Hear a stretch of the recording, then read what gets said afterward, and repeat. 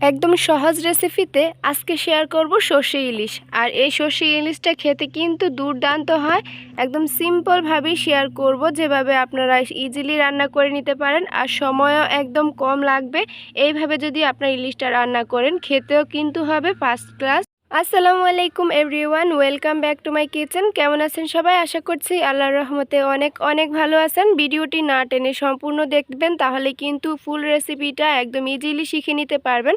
যারা নতুন রাঁধুনি আছেন তাদের জন্য কিন্তু একদম সহজভাবে এই রান্নাটি শেয়ার করছি। তো চলুন দেখিয়ে দিচ্ছি কিভাবে রান্নাটি করবেন। প্রথমেই আমি এখানে 500 গ্রাম সাইজের একটা ইলিশ মাছ নিয়েছি, আর এটা কিন্তু আমি ফুলকাগুলো ফেলে দিয়েছি। এখন আমি এই মাছটা পিসেস করে নিচ্ছি। তো এটা আর আমি দেখাইনি, আমরা সবাই তো নর্মালি পিসেস করে নিতে পারবো। তো আমি এইরকম পিসেস করে নিয়েছি। এবার ভিতরে যে মাছের ফেটিগুলো থাকে সেগুলো কিন্তু আমি বের করে নিচ্ছি। আপনারা দেখতেই পাচ্ছেন আমি কিভাবে কাজটি করলাম একদম ইজিলি। তো এগুলো আমি বের করে এবার আমি এগুলো ধুয়ে নিচ্ছি, একদম কয়েকবার পানি দিয়ে ধুয়ে এটা চেঞ্জ করে এবার আমি দেখতেই পাচ্ছেন একদম ক্লিন করে ধুয়ে নিয়েছি। এবার কতগুলো ইনগ্রেডিয়েন্টস অ্যাড করে দিচ্ছি, এটা ম্যারিনেশন করে নিব। তো আমি হাফ চা চামচ লবণ ইউজ করেছি, মরিচ গুঁড়া দিয়েছি হাফ চা চামচ, হলুদ গুঁড়া অ্যাড করে দিচ্ছি হাফ চা চামচ। তো আমার মাছের পরিমাণ অনুযায়ী কিন্তু আমি এই ইনগ্রেডিয়েন্টসগুলো অ্যাড করেছি। অবশ্যই কিন্তু আপনারা আপনাদের পরিমাণ অনুযায়ী এগুলো অ্যাড করে নেবেন। তো হলুদটা মাখিয়ে আমি এটা 10 মিনিটের মতো রেখে এবার চলে যাচ্ছি কিচেনে। একটা পাতিল নিয়েছি যেখানে আমি রান্না করব, আর এই রান্নাটা সরিষার তেল দিয়ে রান্না করার চেষ্টা করবেন, তাহলে খেতে একটু বেশি টেস্ট হয়। আমি কিন্তু একদম খাঁটি সরিষার তেলটা নিয়েছি। এবার আমি দিয়ে দিচ্ছি এখানে বড় সাইজের 2টি পেঁয়াজের পেস্ট আছে, আমি পেস্ট করে নিয়েছি। আর এটা কিছুক্ষণ আমি এই তেলের মাঝে ভেজে নিব, যাতে এটা একটা কাঁচা যে গন্ধ থাকে পেঁয়াজের সেটা যেন চলে যায়। তো মোটামুটি আমার এটা ভাজা হয়ে গিয়েছে। আমি 1 মিনিটের মতো ভেজে নেওয়ার পর এখন কতগুলো পেস্ট মশলা ব্যবহার করছি। তো এখানে আমি আদার পেস্ট নিয়েছি হাফ চা চামচ, রসুনের পেস্ট নিয়ে নিচ্ছি হাফ চা চামচ, জিরার পেস্ট নিয়ে নিলাম হাফ চা চামচ। এই মশলাগুলো দিয়ে আবারও কিছুক্ষণ নেড়ে নিচ্ছি। এই মশলাগুলোরও যেন যেরকম একটা কাঁচা গন্ধ থাকে সেটা যেন চলে যায়। তো এটা ভেজে নিয়েছি আবারও 1 মিনিটের মতো। এখন কিছু শুকনো ইনগ্রেডিয়েন্টস অ্যাড করে দিচ্ছি। তো হলুদের গুঁড়া দিয়েছি 1 চা চামচ, মরিচ গুঁড়া দিয়েছি হাফ চা চামচ, লবণ ইউজ করেছি হাফ চা চামচ। অবশ্যই কিন্তু লবণটা আপনি চেখে দেখে দিবেন।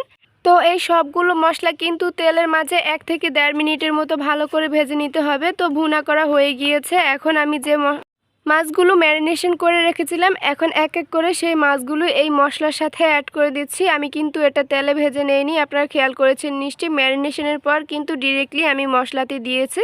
তো আমি এটা দিয়ে ঢেকে দিয়েছি 2 মিনিটের জন্য। তো একটা সাইড হয়ে গিয়েছে, এখন আমি অপর সাইডটা উল্টে দিচ্ছি। তো 2 মিনিটের মতো আমি একটা সাইড রান্না করে নিয়েছি, আবার মশলার সাথে আরও একটা সাইড রান্না করে নিচ্ছি। যখনই দেখবেন এই মাছটার একটা কালার চেঞ্জ হয়ে গিয়েছে, মানে লালচে একটা কালার চলে এসেছে, তখন বুঝতে হবে একটা সাইড হয়ে গিয়েছে। অপর সাইডটা এভাবেই উল্টে দিতে হবে। এভাবেই কিন্তু অপর সাইডটা 2 মিনিটের মতো রান্না করে নিতে হবে। এভাবে রান্না করলে কিন্তু এই মাছের মাঝে মশলাটা ভালোভাবে ঢুকে যায়, খেতে অনেক বেশি ভালো লাগে। এখন আমি অ্যাড করে দিচ্ছি যে সরিষার পেস্ট। আমি কিন্তু আগে এটা ব্লেন্ড করে এরপর পানি দিয়ে এটা ছেঁকে নিয়েছি। সাথে কিন্তু অবশ্যই একটা কাঁচা মরিচ আর সামান্য লবণ অ্যাড করে তারপর এটা পেস্ট করবেন, তাহলে কিন্তু সরিষাতে যে তিতা ভাবটা থাকে সেটা আর থাকার চান্স নেই।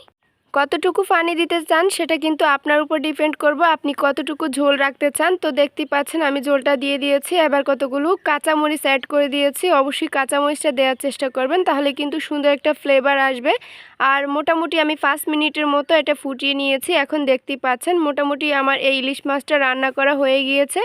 এখন একটু আমি গ্রেভিটা দেখিয়ে দিচ্ছি, এটার ঘনত্বটা আপনি কেমন রাখতে চান অবশ্যই কিন্তু সেটা আপনার উপর ডিপেন্ড করবে। আপনি যদি একটু ঝোল ঝোল রাখতে চান তাহলে কিন্তু এখনই তুলে নিতে পারেন, আর যদি ঝোল না রাখতে চান তাহলে আমার মতো আর একটু শুকিয়ে নিতে পারেন।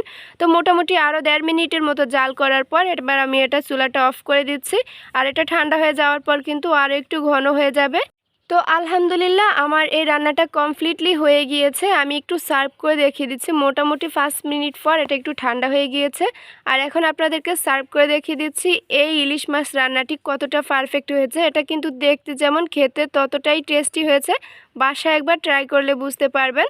খেয়াল করেছেন নিশ্চয়ই এই রান্নাটি করতে কিন্তু বাড়তি কোনো মশলা ইউজ করিনি। আমাদের ঘরের যে সামান্য মশলা আছে সেটাই দেওয়ার চেষ্টা করেছি। আর এই সর্ষে ইলিশটা খেতে অনেক বেশি টেস্ট হয়। আর অবশ্যই কিন্তু আপনারা সরিষাটা বাটার আগে বা ব্লেন্ড করার আগে অবশ্যই 5 থেকে 10 মিনিট ভিজিয়ে রাখবেন, তাহলে কিন্তু খুব সুন্দরভাবে ব্লেন্ড হয়ে যাবে। আর এইভাবে ইলিশ মাছ রান্না করলে কিন্তু একদম স্বাদ গন্ধ দুটি অটুট থাকবে, কোনো রকম গন্ধের হেরফের হবে না, একদম নাইস স্মেল থাকবে।